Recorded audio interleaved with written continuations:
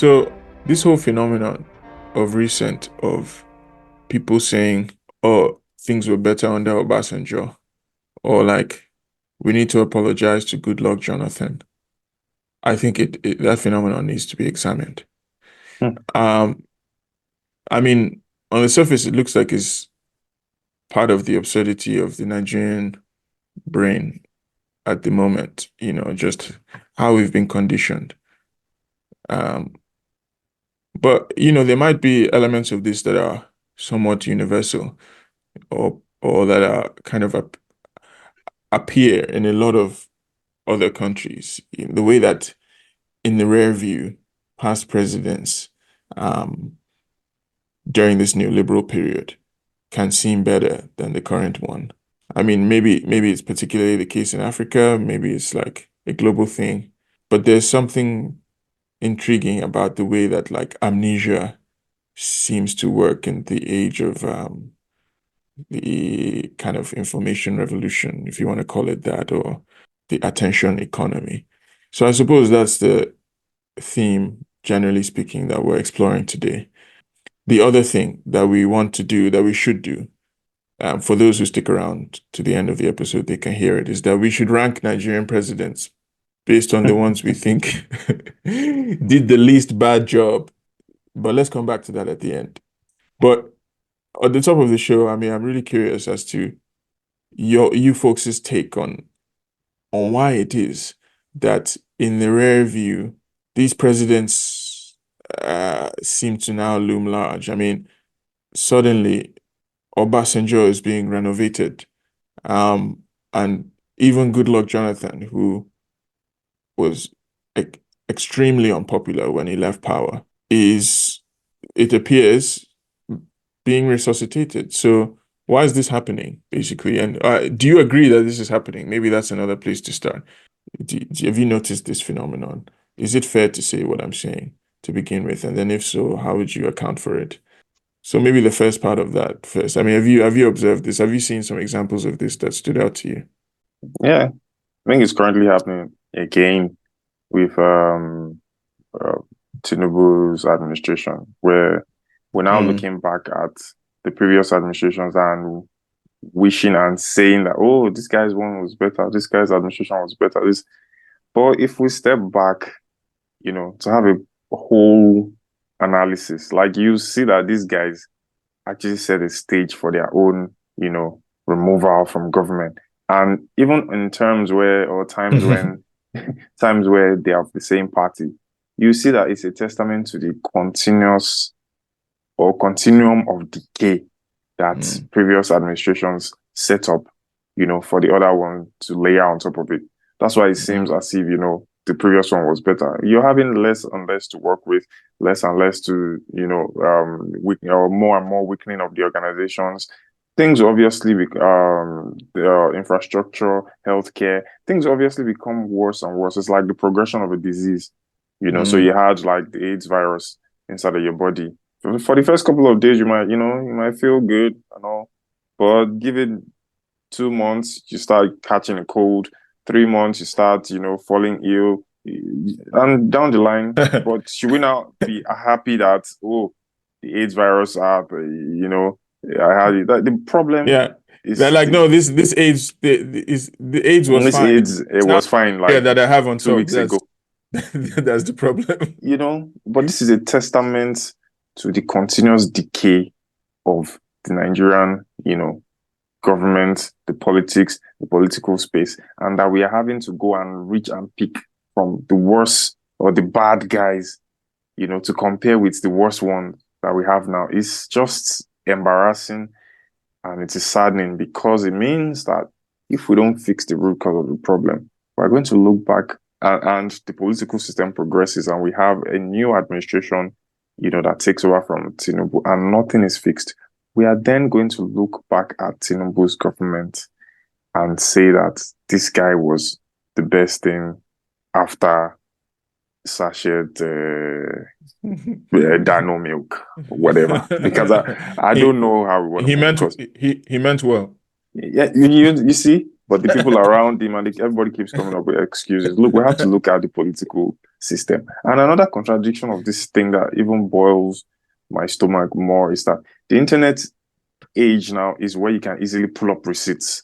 Why are we then having, Mm. you know, this convenient amnesia and not nailing these guys to the wall and placing them in the right historical context of where they were and how they facilitated the decay of the country such that we are now having a new administration, and then comparing, oh, the previous ones, oh, it was nice when there was OD and Zaki BM massacre. It was nice when there was height of corruption where Atiku and Obasanjo were just exposing themselves, massive privatization scandal, Siemens deal, where they just squandered billions of dollars for electricity projects, and all that. So is that what we should look back and say is the best? He And meant well. again, specifically, I'm sorry, I'm just going on for too long.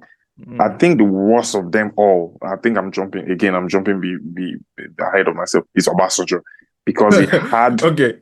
okay, let me just leave that alone. No, Let no, me no, leave no, that no, alone. no. I mean, I'm happy you're teasing your rankings. Let me, I'll We'll just, definitely come back to rankings. But yeah. one thing I want to echo what you're saying, and I mean, I just maybe for emphasis is that evidence of the fact that this is not only a Nigerian thing, and that somehow the internet um receipt archive is not fixing, is the fact that yeah, even in Ghana.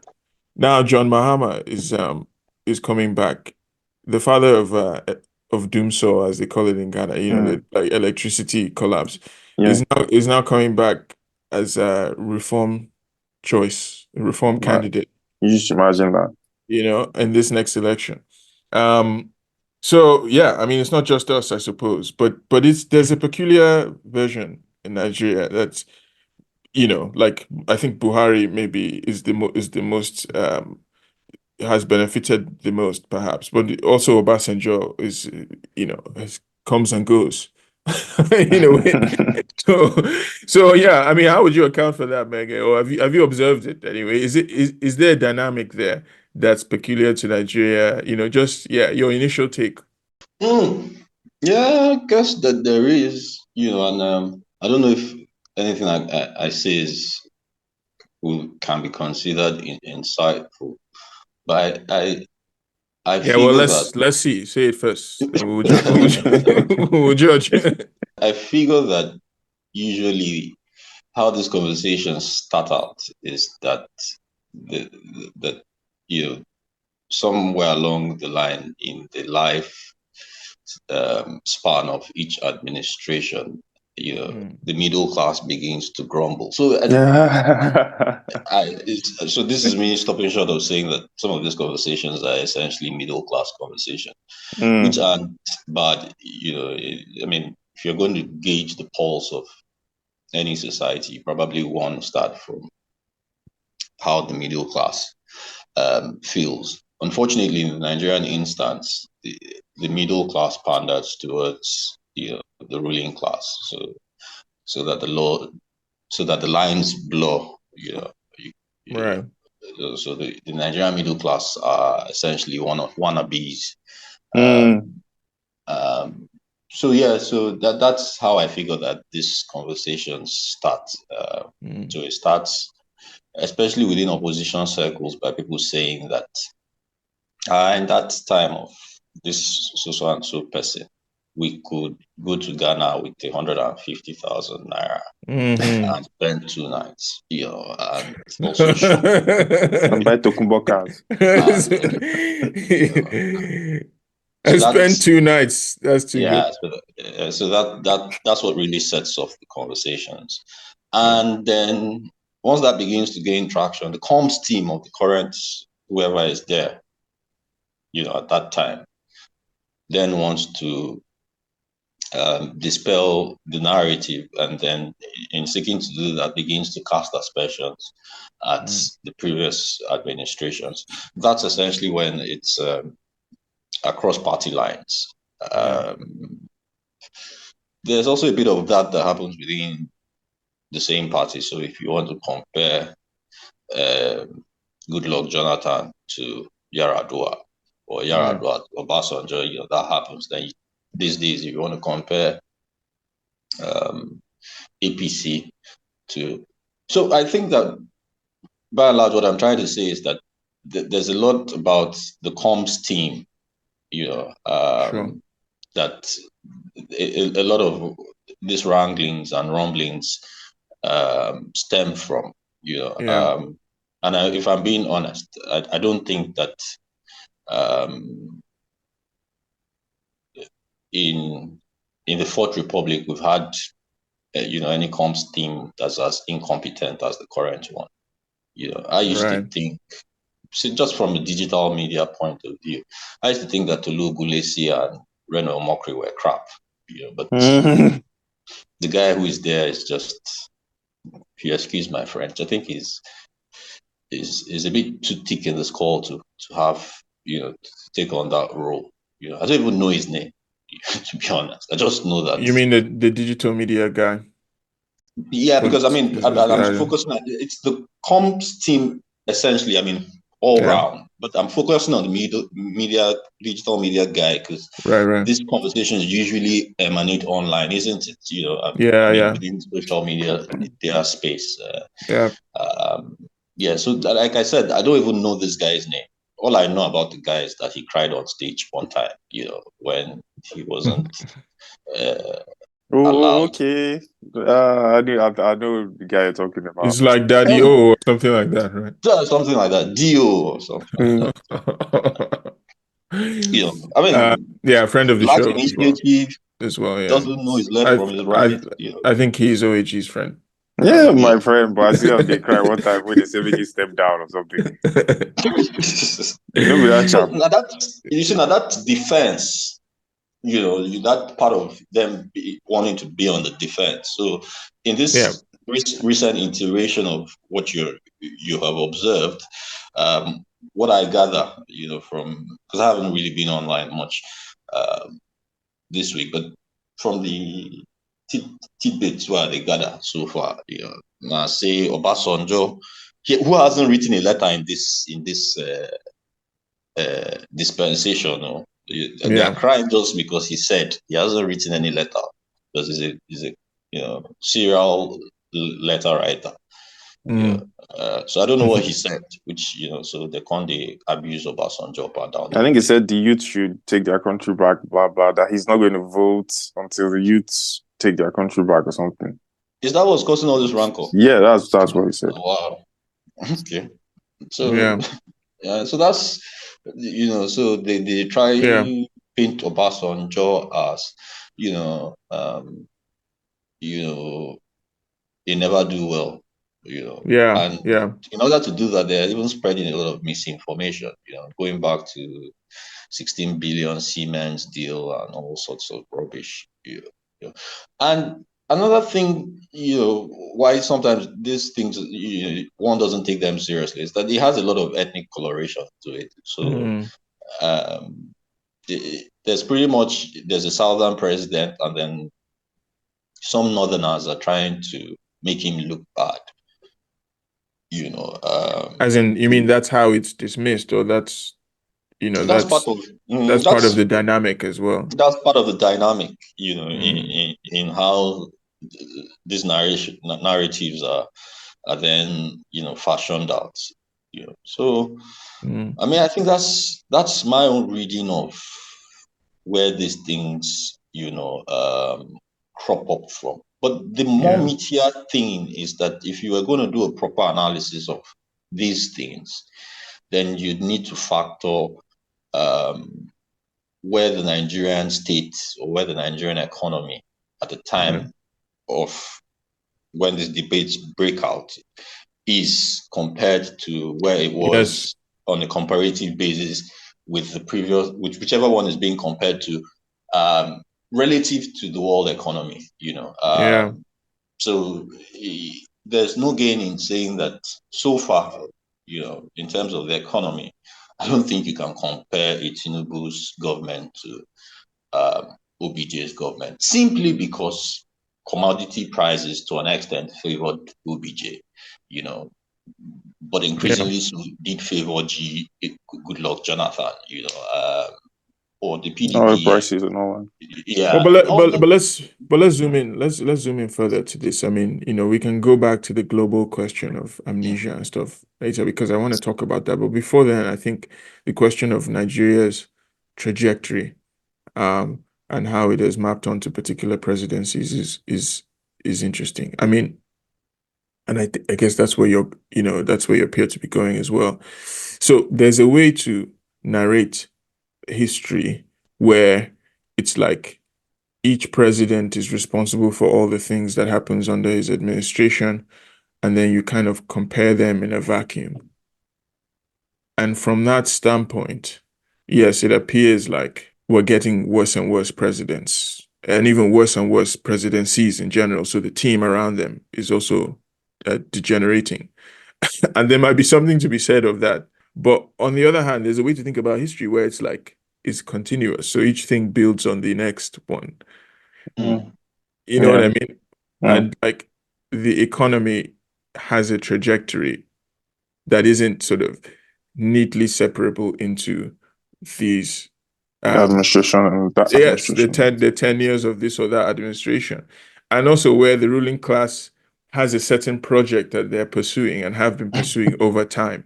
I mean, if you look at it in the second way, then you would see that in a sense they are team members. They have a larger goal that they're pushing for, and one person hands the baton onto the next one, such that a neat comparison makes very little sense. Maybe the right approach is somewhere in between. But I just want to sort of contrast those elements or those approaches to thinking about history, and wonder how you folks would respond to that. Yeah, I think, like you said, I mentioned that this thing continuum, and if you look at what's economically available, what each president had to work with and you synchronize it with the Nigerian economy, global economy, and all that, it's the people that actually have the most favorable conditions and could have done better. And not on top, and on top of that, yeah, I could have done better. And on top of that, institute political reforms that will guarantee a decent political, atmosphere, Right. and make sure that the democracy is much more valid. These are the people that I put much more blame on than the ones that come and then already have a system that's messed up already. And Yeah. worsening the case. But I'll put So much more blame on the folks that, have much somewhat pristine conditions and then right, mess the whole thing up, But they are still birds of a feather. I'm not, they are part of a tapestry of right, nonsense. But right, I'm not going to separate them, but I just put much more blame. Like in terms of severity of my own blame, it's going to be right. like with the guy that had so much goodwill to start with in 1999,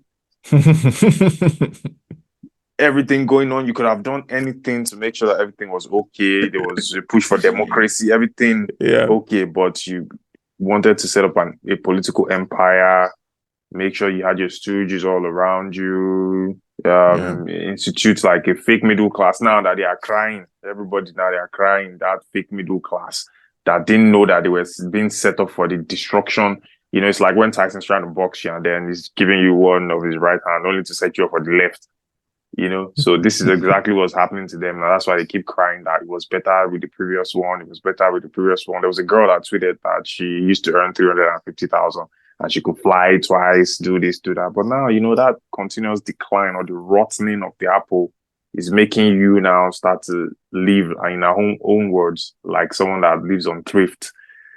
So it's just it's just crazy. It's just crazy because if we have the chance to institute something that will take the country further, and we had the opportunity to build it where the general consensus was more favoring and all that, and we didn't do that.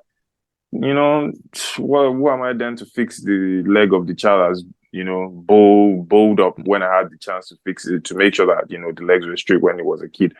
So I have much more blame for looking at that child as as a toddler than you coming in afterwards and then saying, "No, during this administration, this one, that one." Now, So I'm not separating them at all, but I put much more blame on the earlier guys Right.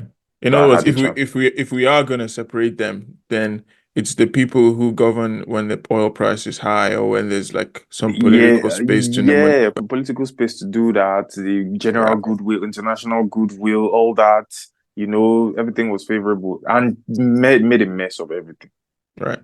So Yeah. yeah, the OAG continues his anti-Obasanjo propaganda. Not anti-Obasanjo propaganda, but I'm just saying, I'm not separating them. No, no, It's I the get you. same way Goodluck was messed up. It's the same way Buhari was even gory because the bloodshed was all-time high with Buhari, and we're having crazy. Even with Jonathan, they started the bomb blast and terrorism took its full force. With Niger Delta, all that. So these people have the dynamics of the contradictions and their mismanagement shows its face in different facets and ways. But Right. being able to fix things and not doing it is much more of a crime than not having maybe now not having a chance to do it or not pulling your weight when. But I feel like these guys had the better chance. The more the contradictions deepen, the harder it is to fix now. Mm, So except it's now through a radical means where these guys have no wherewithal for, or they're not there to do that. So let's even yeah. take it away from them. That's No, I it. see. We're slowly drifting towards our rankings.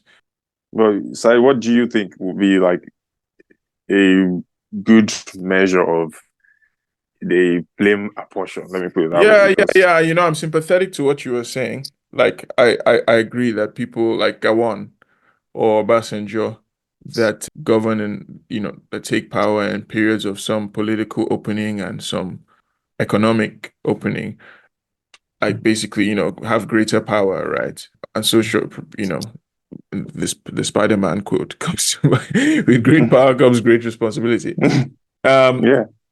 no, but I think that, more fundamental than that stuff, though, to me, is a sense of what governing models are likely to deliver benefits for the masses, and have any of them attempted a governing model?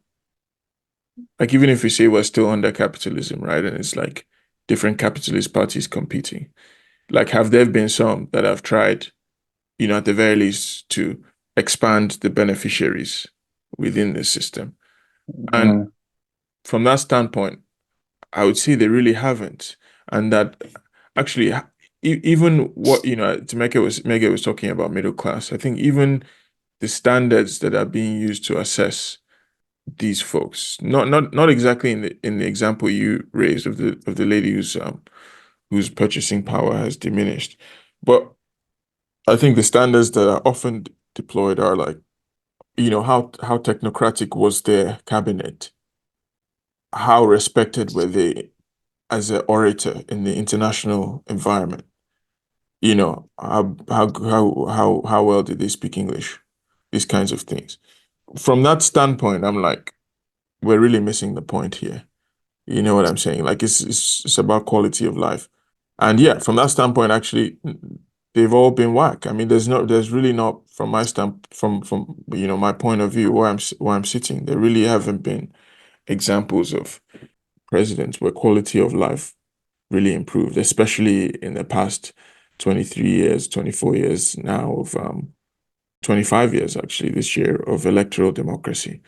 So I guess, yeah, the key thing to me is like actual living conditions, like, and yeah, for that's been a steady decline, and it's been a steady decline because they've each tried to erode the system, or like, you know, think about the currency, for instance.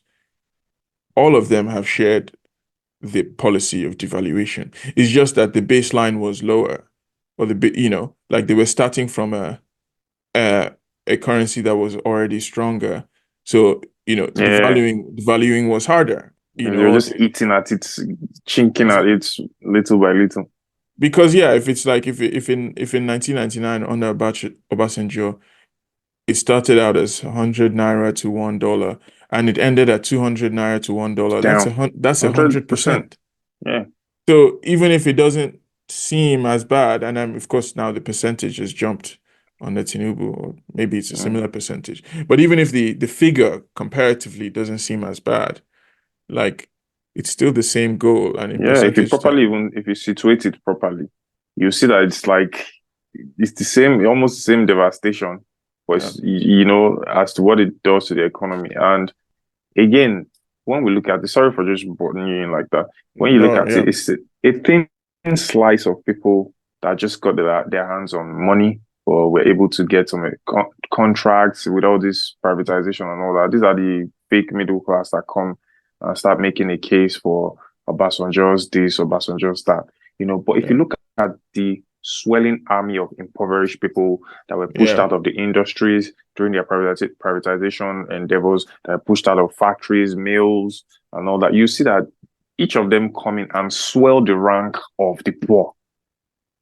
Yeah. And just one, they then, you know, use their magnifying lens to zoom in on the person that's saying, oh, we could buy Tokunbo cars that stays in Lagos, over the swelling ranks of people that, you know, have been left out of a job in, you know, Enugu, or left out of a job in Calabar, or left out of a job in, you know, all this Ajaokuta, everywhere. You know, you're constantly with each administration, they swell the rank or the ranks of the poor, and then they come on and face the camera on the few people that have benefited from the mismanagement of the general like wealth of the country, you know. So they kind of skew the narrative, you know, onto the few people that have benefited. Like there was a time Goodluck was saying, imagine that during his administration, that was the amount of, that was when you saw the most private jets in Nigeria. Yeah. Imagine that kind of statement. This is where the minds of the people are, you know. But under the same Goodluck, there was immense levels of corruption with Diezani over there. Look at the destruction of the Niger Delta. What it has meant for the people in terms of loss of lives, in terms of the springing up of armed militia, in terms of like deprivation of people that own these resources and all that, and making people poor. You know, so it has to be looked at in that, you know, with that broad lens. And then we see that these people are just continuing the destruction, like it's a continuum. So the next person that continues with this shit would then look at Tinubu's administration like, oh man, thank God Tinubu's own wasn't bad. Now, you know, now people are selling their blood to eat type of shit, you know, that happened in Nicaragua when when Somoza was there. You know, so it's crazy. No, but I mean the big question I wanted to try to address before our rankings is the question of why. I mean, why is it, you know, and you even made this contradiction more severe when you talked about the fact that we now live in the internet age of receipts. Why is it that people don't draw that connection? People don't see that, largely speaking, there's been governments of continuity. You know, when they have these like rankings of looking back and praising the previous leader. What leads to that amnesia really, in the Nigerian context especially? People think that because there's this theatrics of ruling class candidates fighting against themselves, that there's a fundamental difference between them.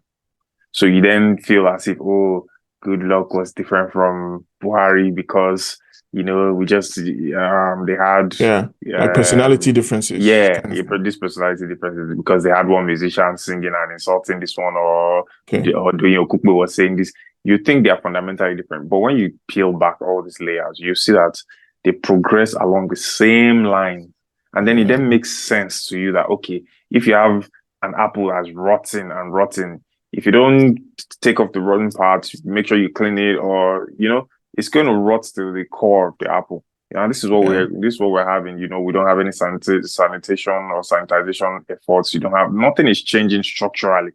So what you just have is that downward spiral where we then start pointing at the previous step before us as the better one, the previous step before us as the better one, you know, up until you're down in the abyss where it's just like, oh, you either die or you revolt, you know, essentially, you know. So it's that thing. And then, you know, this propaganda age where you have like the poor quality of leadership, where it's more like people are quarreling now and just, oh, you did this, you did that, and everyone just comes out with their own receipts just to muddy the water.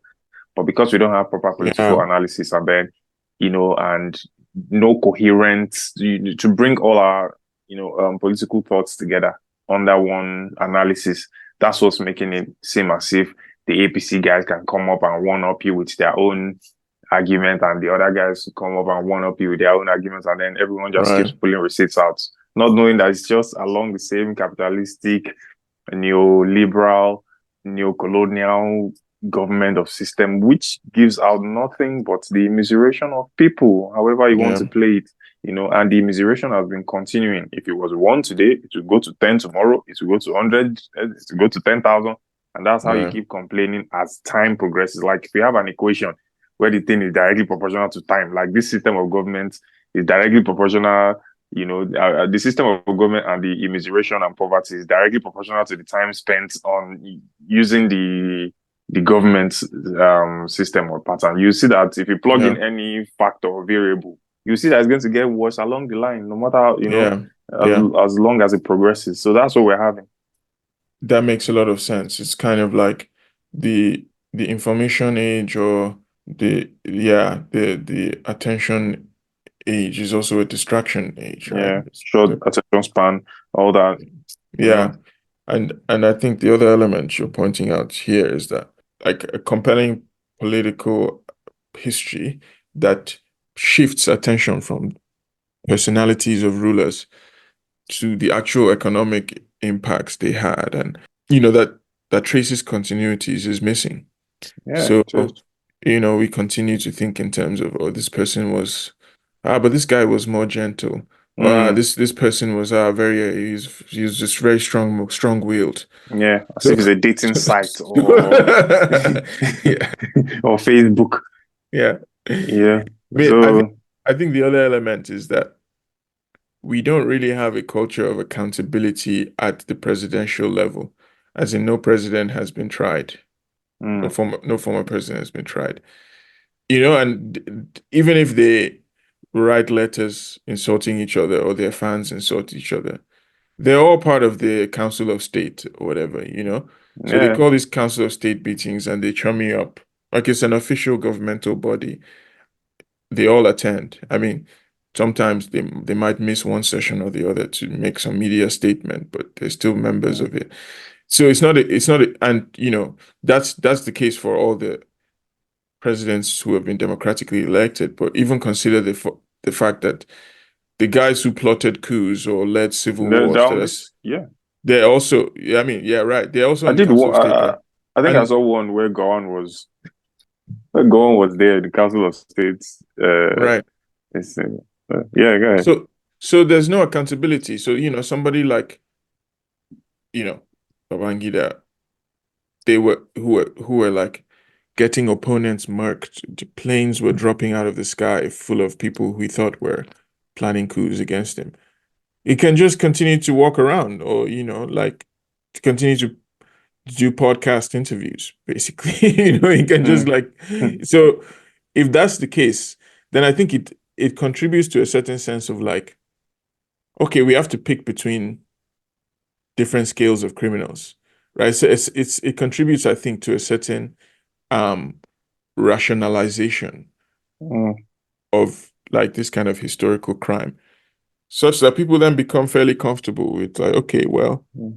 This crime if is not deeper than that crime. yeah, exactly. If all we have is, like, you know, yeah, various criminals to pick from, then yeah, we should then become better at making these fine distinctions in terms of, yeah, who had more uh Criminality. vocabulary in their speeches, who seemed like a more genuine person, who would I want to get a beer with, in the American framework, rather than the question of, like, who actually um had a genuine made a genuine attempt to make life better for people. Because, of course, under the latter categorization, like, I think none of these guys would really um qualify, right? Yeah, none of them. It wasn't about the people or making their lives better. It's just to institute and, make themselves, propitiate themselves, make sure they're there for a longer time. Look at the Obasanjo third term agenda and how much money they wasted on that. A lot of evidence with that. So even the institutions that these people created weren't, independent institutions. It was used to as fight like a political battle, and also they did more to corrupt and kind of make the system more vulgar, such that the person coming in now has seen the vulgarity of your shit and would improve in quote on that, Definitely. will make use of these institutions, EFCC, ICPC, all these things will be much more of, a tool in their hands to make themselves more dominant rather than fighting for the cause of the people and making sure that people are brought to accountability for stealing, or for corruption or corrupt practices, So one dynamic that I left out, or that's been left out, is also that, year in, year out, but it's more like with every new administration or every new government, you also have a swell within the ranks of politically conscious commentators. People who were 17 maybe when Buhari was there, or 16, who now turned 20 when Tinubu is there. Who have also listened to political conversations over the years and feel that they've gathered enough information to be able to speak on issues. All right. But aren't acutely aware of what went down in their juvenile days. So I think so. They are the guys who maybe trigger these conversations, so that such that you begin to hear stuff like, maybe you were a child when Obasanjo was there. Yeah. So that that there's that. But a lot of all of these conversations, like I say, is a middle class one, and true to type focuses on the individuals who preside, and not, the economic conditions that then gave rise to the kind of policies that they kind of fashioned out, and at the impact of those policies on, the populace. So you don't get the sense that, I mean, since the 80s, and this is something that we're looking to delve into, under another initiative, but in the reading group, you mean? With reading group, but you don't get the sense that since the 80s, Nigeria has been beholden to, the Bretton Woods institution, so that even the case that UAG makes about corruption is often because corruption is one index that is tied to, or if you allow me, one indicator that's tied to getting loans or writing off debt. Yep. So it then becomes a question of what's the personal style of the person in charge. This doesn't get talked about much, especially not within, political analysis in this country, but even repression. So if you take Buhari, for instance, who I consider one of the most repressive governments, not bar none, because this one, my prediction is that this particular one will outdo it. Well, yeah, I mean, the under Buhari, we were not necessarily in trouble, but we might be under this guy. So, I mean, as in this podcast, if we're being honest. Because I mean, what you get is that it's not a prediction that's, because one wants to be flippant. These guys are dangerously chasing a reform that is going nowhere. Right. And because they don't want to, I mean, it's ego now. They're not going to want to walk it back. You understand? Or they feel that they're not going to walk it back. But that's not good. That's not true. They have to. It's because it's leading nowhere. But they keep saying, "Oh, El Dorado is in front. So if we just manage and be patient a bit, we'll get there." Give the reforms time to yield fruit. And so anybody who is saying you're chasing, you're going on a wild goose chase is a dissident, So there are no voices that can, So those are the issues, right? And what you will find is that it's going to go it's getting there, but it's going to go ethnic real quick, because at that time, and in fact, it's already happening because, OAG made this observation, I think maybe 2 episodes ago, maybe last episode, says it's increasingly the case that there's no conversation on social media that's not being colored by the ethnic narrative. It's just disgusting. You get, so it's a free for all in that regard. And these are, my own teeth is better than your own teeth, kind of conversation, so it's Emi Locon, it's our Locon. Now that we have, and there's a bit of nuance to some of these conversations, because don't forget that OBJ wasn't quite considered a Yoruba president in that sense. Indeed, yeah. Didn't even get the votes from the Southwest, if truth be told. But in this particular dispensation, you have somebody who, just by virtue of his utterances, is, because he's also relatively unpopular, it's more like, it's a Yoruba presidency, and then a bit of the North, essentially the Northwest, who kind of, that alliance that brought him into power is beginning to, dissociate itself. In fact, just this morning, before I came on, I was listening to some news where I hear that the Ariwa Consultative Forum has issued a communique to say, Oga, your policy no make any sense. You know they go anywhere. It's not going anywhere. So that policy conversation is often not there in terms of the continuity that OAG insists on talking about. Because the policy flip-flops. One guy comes in and wants to do things differently, but it's not too different, because at the end of the day, when push comes to shove, they're going to go back to the IMF, or they're going to go back to the World Bank. They're going to go back to one of this. This time around, they're going to Saudi Arabia. They're going to, so it's that's the chain, of events. When it becomes a bit more radical is when somebody says he's going to yank off subsidy without adequate preparation for what should follow, or what should cushion, that policy to it. So but the other thing is that, for me, you wouldn't have it, Tinubu, if you didn't have an Obasanjo before him, if you didn't have a Jonathan before him, if you didn't have a Buhari before him. They laid the foundations for somebody to yank off subsidy by doing all sorts of very, very, very helpful things for him, like shooting people during NSAS, right? Or like trying to yank off subsidy in January 1st, 2012.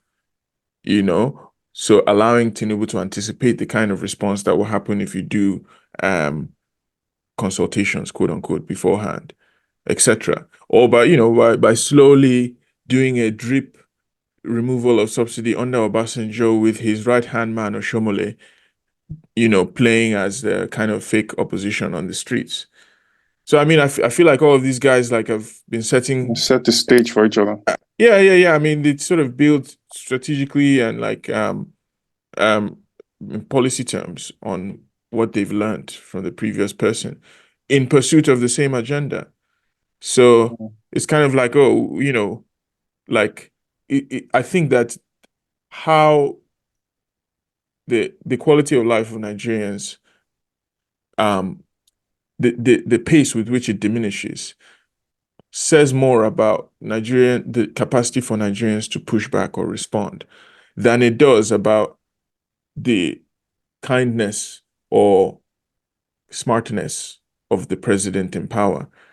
You know what I mean? It's a reflection of us. So, we had more of a capacity to push back under Obasanjo, so it was harder for them to just do a shock therapy.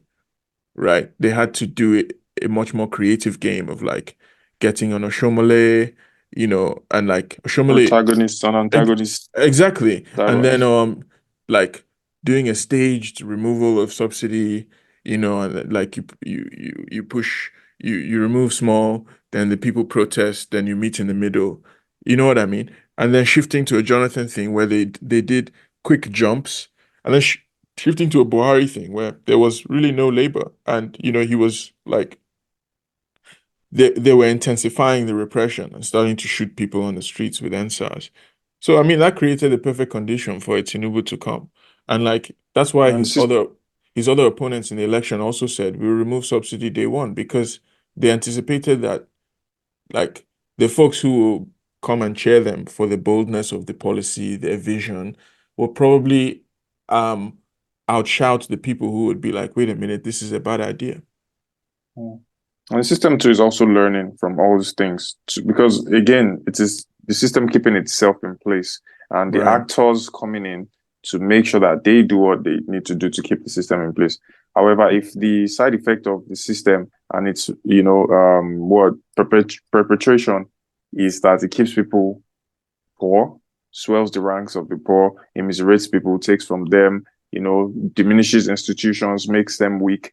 It means that what you then have is the next administration coming in is already standing on a weak institution. There he can do anything he wants to do. And the next one right, coming knows that he can shoot people and do what he wants to do. So it's that they're building up on this pile of contradictions on top of right. themselves. And again, the measure of repression, the measures of, they need to put in place it becomes harsher because Buhari's pushback with the NSAS, in modern terms has been like the bloodier ones in recent memory now, So who knows what the contradictions of this government will push the people Right. to doing, and then how they will end up coming out and showing their fangs or their claws and repressing the people. So we might yet have more barbaric tidings waiting for Yeah. the Nigerian people.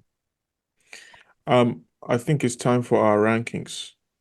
Um, so I think OAG has put his cards on the table. He thinks Obasanjo is the worst. Uh, Well, anyway, because I didn't from look this, up from democratic, equal no. democratic. Sure. Like within the Fourth Republic, Yeah. if we are to play the game, um, with all the now having given all the caveats and all the reasons why we're disenchanted with the game and think the game is absurd. Let's just, you know, for for um for fun's sake, attempt our ranking now. And based on that, I mean, you've given fairly compelling reason for why you think Obasanjo had more political space, the sort of sheen of a new democracy and Yeah. stronger economy to squander. Mege, what's your who is your worst performing under These guys. the Fourth Republic? Yeah, Tinubu. Oh, these guys. Yeah. What's your explanation? Oh, they're a very deceitful bunch. They're very yeah.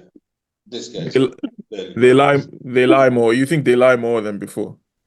Oh, they and it's a deceit that stems from incompetence. I mean, say what you want. Obasanjo had some experience. He knew True. his way around. He knew how to go about certain things. Mm, He probably isn't the best, but in my own books, I mean, these guys, well, let me just say APC, mm, the APC era, but this particular guys in power, because I mean, they're not, they don't, they're not the hide them, mm. and really, I don't know, they're just a bunch of. Mega, let me chip it. Let me chip it. But in a way, sorry, before you get, it Yeah. sounds like Emeka you're saying two things. You're kind of saying that they are more nakedly incompetent, and that No, they're also, as in, it's more obvious to see that they are clowns. You know what I'm saying? Like, for instance, yeah, but and it's the deceit is not just the deceit with the public, it's also self-deceit because they Okay, think right. they're the real G's. They think they know it all. They think they have, they're the city boys, so they think they have, what it takes. So there's this false sense of superiority, We've that got ties this. into the just look at the comms team, for example. Just look at just take a look at these Oh, guys. Look at Rebecca, Daniel give comes in Voila. fire. Voila. Just imagine.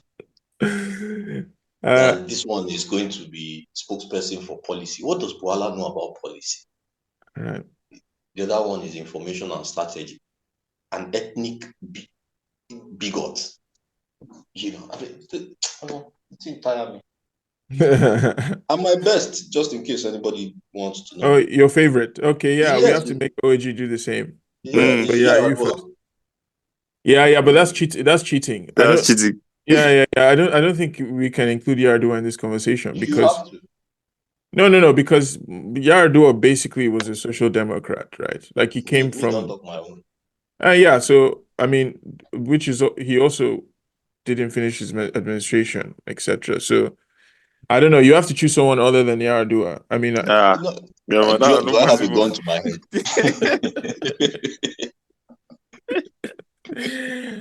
I'm gonna cut off your mic. If you don't, I'm No, off gonna the mic. No, I'm off gonna the eject. mic. Off the I'm mic, gonna off. I give those in favor say aye. Aye. I'm gonna eject you from the feed. Okay, so Yaradua, fine. Um, yeah, OG, you were gonna come in But actually at a point in time I before. make I don't go too far. Yeah, I don't go too because I think I yeah, can't I can't bring yeah, myself to saying any of those other guys. So it will tough, be a tough, cardinal sin. tough choice. Yeah, Man, you Yeah, know. I have a lot of sympathy for Jonathan. Yeah, yeah, that's funny, right? I That's do. funny because I was gonna say the Because opposite. I was gonna say Jonathan is the worst to me, but yeah, you first. yeah, because I tend to understand that there was um a lot of underneath all of Jonathan's own misgivings.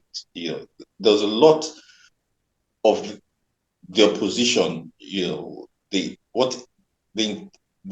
the prompt for the opposition.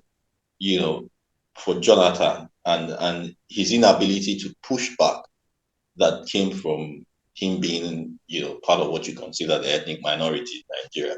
So on that Right. basis alone, I have, tremendous, and then, subsequently we found out that these other guys aren't any better than he was. And then, in order to push his policies, he wasn't even half as repressive as these guys are. So Yeah, I don't know about all that because I mean they were like the scale of murders in Borno State is was immense. And I mean if we stack bodies based on like federal government approved murders, I think Jonathan would be up there actually. Oh, okay. Um That's news to me, though. so as in yeah, you can say that they were shooting people who sometimes they consider to be insurgents.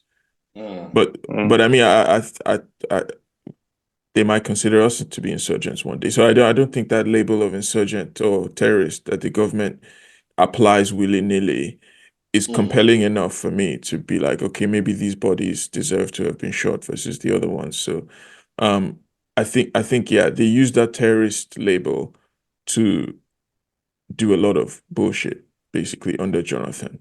And he was very happy for it to continue. So that would be one of my issues with him.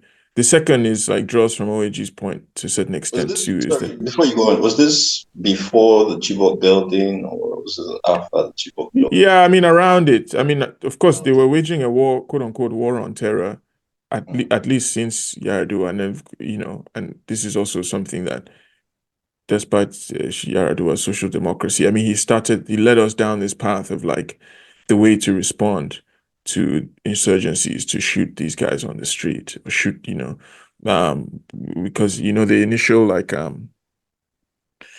initial moment of Boko Haram insurgency in 2009 when they kind of uh, started pouring out into the street was in the dying days of the Yar'Adua administration, no pun intended. Um, and so I think they sort of established that.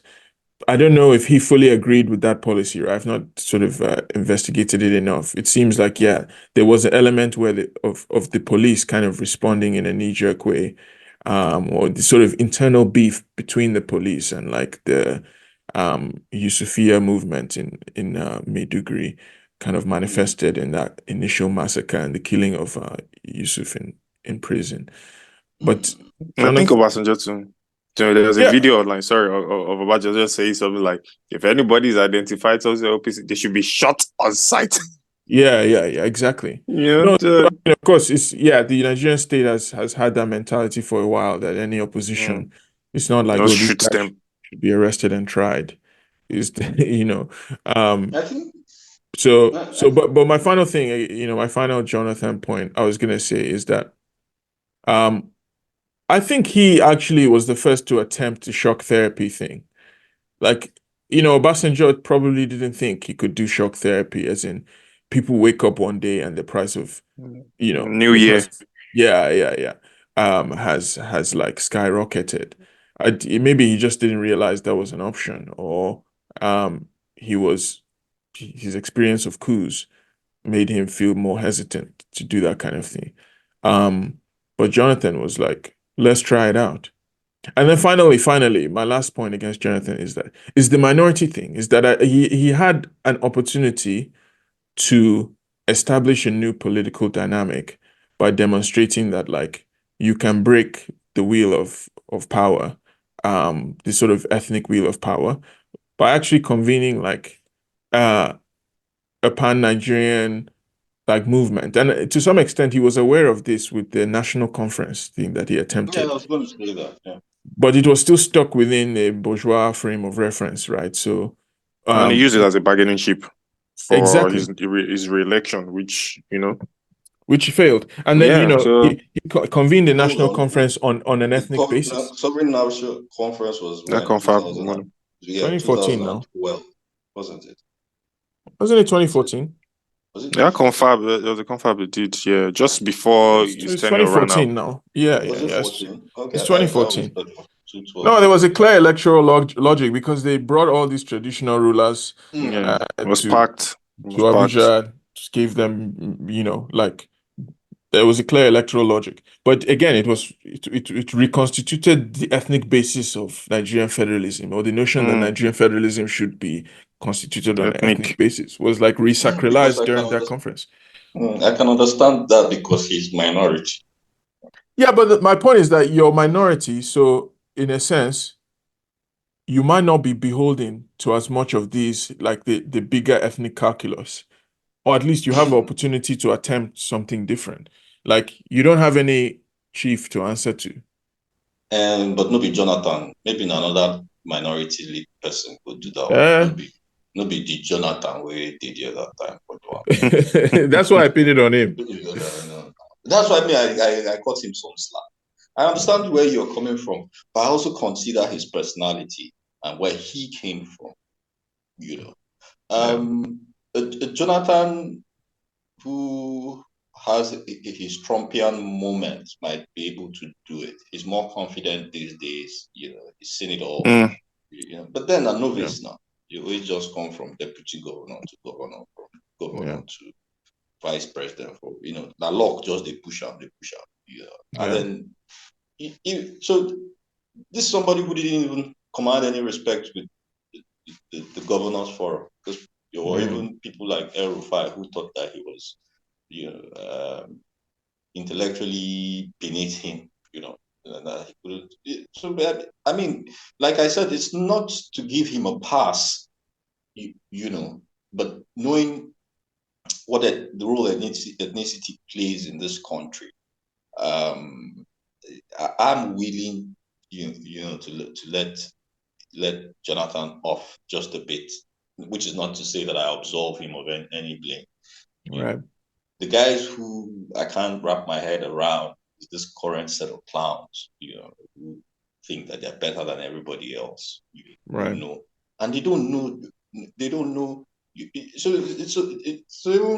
if we make the economic argument that the economy was already in the doldrums, and by the time they came on board, you know,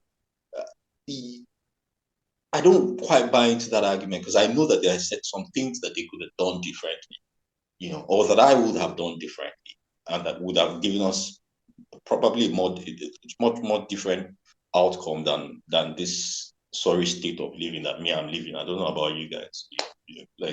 So I'll be diaspora folk. So Emeka for president. Emeka for president is what I'm hearing here. Basically, Emeka 2027 all the way, man. Finally, a mandate to actually stand on. No, that's So right.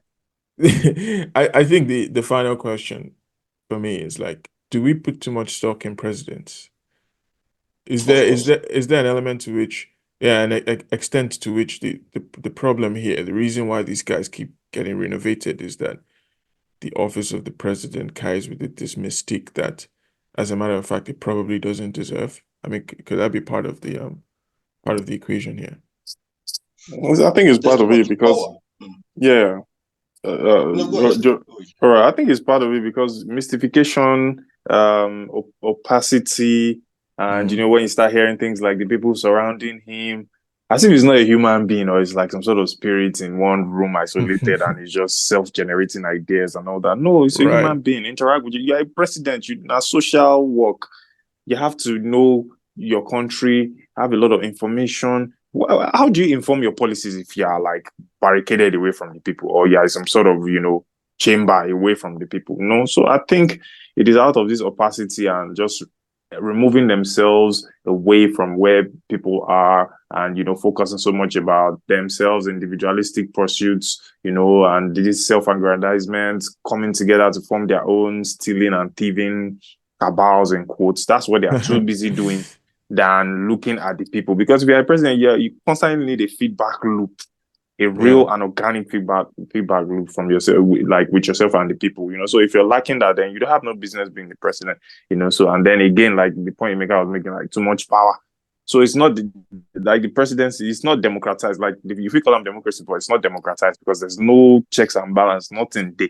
It's executive. You don't finish with that. So yeah, these are all the points that are wrapped up that makes it seem as if So these guys you still seem to think that okay, the president shouldn't be isolated, but they can be isolated and they can exercise a lot more decision making as an individual, such that in a way the presidency is still important, and might still be determinant. I feel that whatever sort of presidency we're operating, you have a channel to a point where you have a real sense and a clear picture of what's happening in the country, which is going to inform your policy. How are you going to get data, statistics, number, as in, of course, the Nigeria Bureau of Statistics there and all that. Let's have a channel, a real and true feedback channel from the people to you.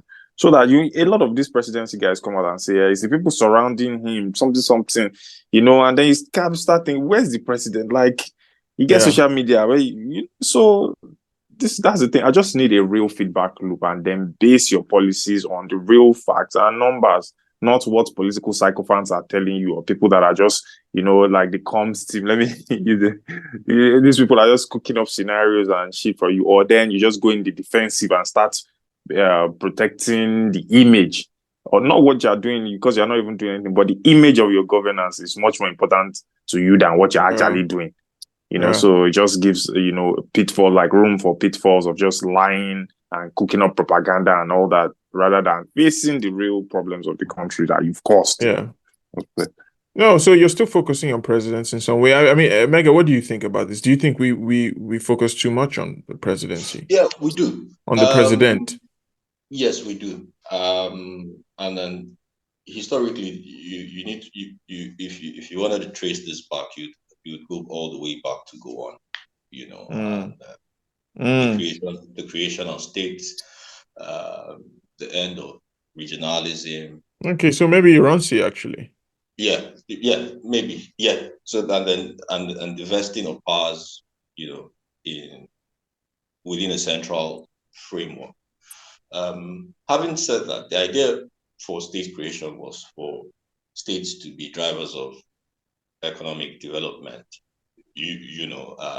but the way that they thought to do that was to share from the top Or your down, money. as opposed to contributing from the bottom up, which also is reflective of the kinds of power that they wanted to invest within the center. And I don't think I have a problem with investing for control. And don't forget that this was the military era. But subsequently, what has been built on that, in terms of the fundamentals. And I don't want to go all the way back to independence. Don't go all the way back because we've got to wrap up. No, but because going all the way back is just to say that Nigeria has always had a design flaw. In fact, that at the heart of the problem with this country is its design, which is why I go back to the Iransi era, stroke the Gowon thing when we tried to rejig that design, but have not managed to build anything effective on top of it, so that the power largely concentrates with the president, and that we tend to let off, the subnationals, in terms of what they can do and how they can contribute to. So if I'm hearing you correctly, you are saying that, like OAG, that we maybe do focus too much on presidents, but there's a way in which we kind of have to focus on presidents because of the way the country is designed. That's not what I want to say. So I hope that's not I guess that's how it comes off, right? There's the truth is that there's a reason why there's a lot of focus on the president, because there's a lot of power there. Right. But whatever powers the subnationals at the state level have, haven't managed to generate as much focus. And that's because, to a large extent, there's this ethnic thing about how, we view who is the man on top, how he even gets there in the first zoning. So I'll give you an example off the back of, remark, something Ueji said, right? Even with the design flaw that Nigeria has, and let me just stay with the comms and how they want to fashion the image of whoever is the president. All of that media aid, it's crap, right?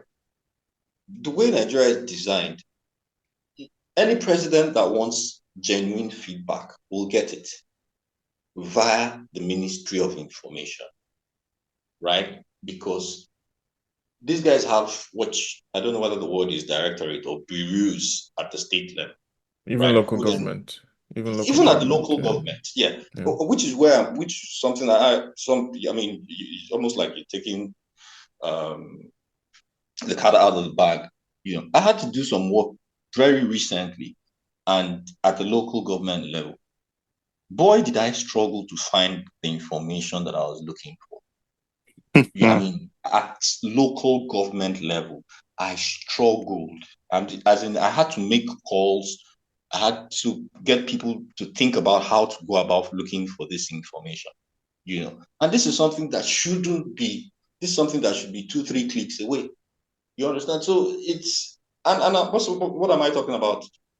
The economic base of a local government. What does it produce? Do you understand? In what volumes? How much does it contribute to? So the stats you will hear is that Nigeria, say for instance, Nigeria produces 100,000 or 300,000 metric tons of cocoa or cashew nuts, for instance, right? But when you start going, then you can get the data for the states. You might be able to if you're lucky. Right. But when you start going to look for the local governments that are producing these things, you run into. So that's just one example. Now, how are you going to get information about how the people at the local government, and these No, are so what the upshot is that like we pay attention to the president because that's the level at which there's the most information. maybe that's one way to look at it. But like I said, this is, or maybe I didn't say, but well, let me just leave it. That's one way to look at it. But I'm sure that if we Right. dig deeper into it, we would find other reasons why that's the large, and Yeah. essentially because of this whole FAQ thing that we do. Right. Yeah. Yeah. That the national level does control the purse.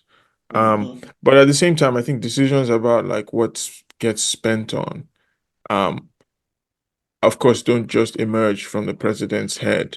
I think the advisors around him, the people around him, as OAG has kept saying, are very important to pay attention to as well. I mean, of course, they're not elected, so in a way, um, the assumption It often doesn't is matter.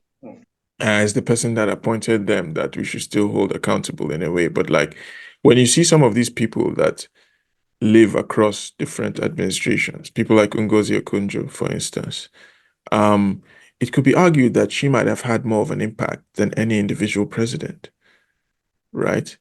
Um, and it also then undermines the whole notion that we should be comparing them, when in fact, in a lot of cases, they are part of why they're the same is because they're listening to the same people. They have the same advisors.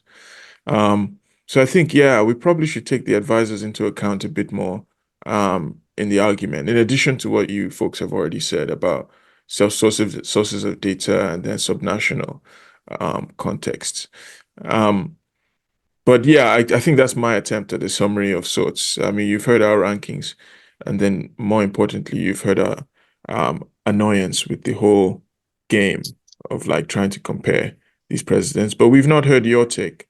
Um, so curious to hear what you think about this whole debate, whether it's a total sideshow when we shouldn't even have bothered talking about it, or What did you say? whether it's a total sideshow that we Oh, shouldn't have okay. bothered talking about, or what did you hear? No, don't worry.